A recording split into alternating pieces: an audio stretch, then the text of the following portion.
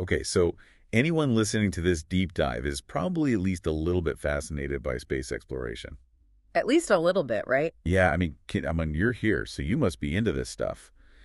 And the Artemis program is like the biggest thing going right now. No doubt about it. It's all about getting humans back on the moon, which is just mind-blowing when you think about it. Especially since the last time was, what, like 50 years ago? Yeah, something like that. Crazy, right? Absolutely. And the Artemis program is trying to do it in a way that's not just like a one-off mission, you know? Right, it's got to be sustainable. We want to be able to go back again and again. Exactly. Build a real presence on the moon. So there's been a ton of buzz about Artemis lately, especially coming out of the SpaceCom conference. Oh, yeah. SpaceCom always gets people talking.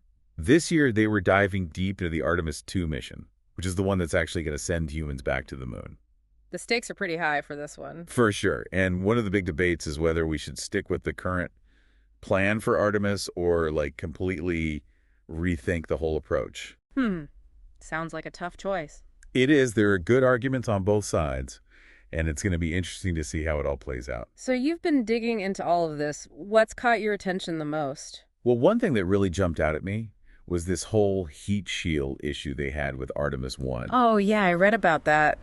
That caused a pretty big delay, right? Yeah, it pushed things back significantly, and it really highlights how complex and challenging this whole endeavor is. Space travel is definitely not for the faint of heart. Yep.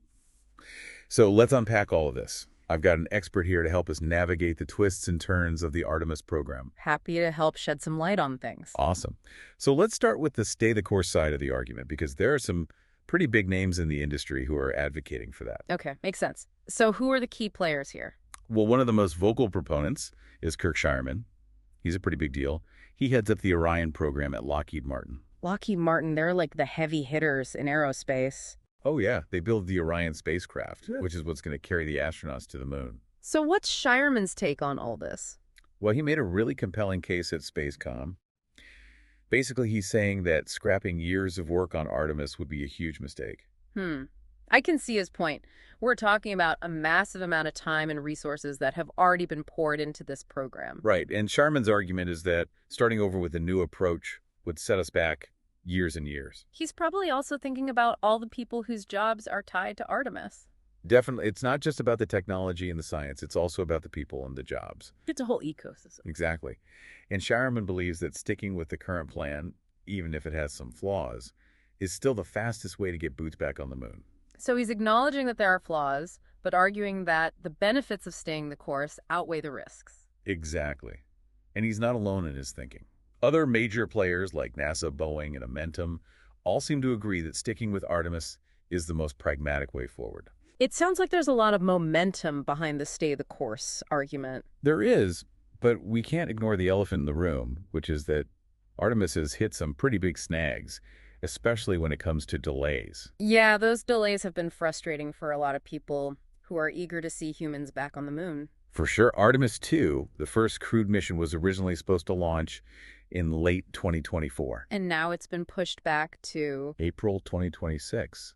So it's a pretty significant delay. Definitely. And I think a lot of people are wondering what's causing these setbacks. Well, the heat shield issue that I mentioned earlier is a big part of it. Ah, right, the heat shield. That's a pretty crucial component. It's literally what protects the spacecraft and the astronauts from burning up during re-entry. No pressure or anything, right? Yeah, no big deal. Just the lives of the astronauts depending on it. So what exactly happened with the heat shield during Artemis 1? Well, it didn't perform quite as well as they expected. Huh? Some of the tiles eroded more than they had anticipated. Okay, so let me just jump in here because I think a lot of people might not realize how the heat shield actually works. Yeah, please explain. So it's not just like one solid piece of material. It's actually made up of these ablative tiles, and these tiles are designed to burn away in a controlled manner during atmospheric reentry. So it's like a sacrificial layer that protects the spacecraft. Exactly. And the problem with Artemis 1 was that some of these tiles eroded more than expected, which could have been catastrophic if it had been a crewed mission. That's terrifying. It is, and it shows just how much precision and attention to detail goes into every aspect of space travel. It's mind-blowing. Totally, and that's why they're being so cautious with Artemis 2. They can't afford to take any risks when it comes to crew safety. Absolutely. So they're taking their time to analyze the data, from Artemis 1 and figure out how to fix the heat shield issue. It's better to be safe than sorry, especially when you're dealing with human lives. 100%. But the heat shield isn't the only challenge they're facing, right? Oh, definitely. It seems like every time they solve one problem, another one pops up. Sort of like a game of whack-a-mole. Exactly. The Artemis 2 mission manager, Matt Ramsey, actually used that analogy. He said it's like a constant game of whack-a-mole. I can imagine. It must be pretty exhausting for the team. I bet. But on a more positive note, it's important to remember that progress is being made despite these setbacks. Okay, so give me some good news. What are some of the positive developments? Well, for starters, they're already stacking the solid rocket boosters for the space launch system. The SLS, that's the giant rocket that's going to launch Artemis, right? Yep, it's a beast. And Yeah. seeing those boosters being stacked is a tangible sign that things are moving forward. It's like watching a skyscraper being built from the ground up. Exactly. And they've also got a tanking test planned for Launch Complex 39B in the fall. What's a tanking test? It's basically where they simulate the fueling process for the rocket. So they fill it up with fuel to make sure everything's working properly. Right. It's a critical step in the pre-launch preparations. These are all really positive signs. They are. It shows that despite the delays, the Artemis team is making real progress toward getting us back to the moon. Okay, so let's circle back to that big question we were talking about earlier. The stay the course versus new approach dilemma. Exactly. So given everything we've discussed, do you think sticking with the current Artemis architecture is the best way forward? Honestly, it's a tough call. Yeah, I'm torn too. On the one hand, I see Sharman's point about the time and resources that would be wasted if we started over. And potential job losses. Right. But on the other hand, these delays are concerning, and I wonder if it might be smarter in the long run to take a step back and reevaluate the whole approach. Maybe there's a more innovative solution out there that we haven't considered yet. Possibly. And it's not just about getting to the moon quickly, it's about building a sustainable presence there. Exactly. We need to think about the long game. And that might require a more fundamental rethinking of the Artemis program. So what's your gut feeling? Do you think staying the course is the right move? You know, I'm not sure. It's a really complex decision with a lot of factors to consider. No easy answers here. Not at all. But it's a fascinating debate, and I think it's important to have these conversations and weigh the pros and cons of each approach. Absolutely. This is how we learn and make informed decisions. And who knows, maybe by the time they actually launch Artemis 2, they'll have come up with an even better plan. Always a possibility in the world of space exploration. So there you have it, folks. We've explored both sides of the argument.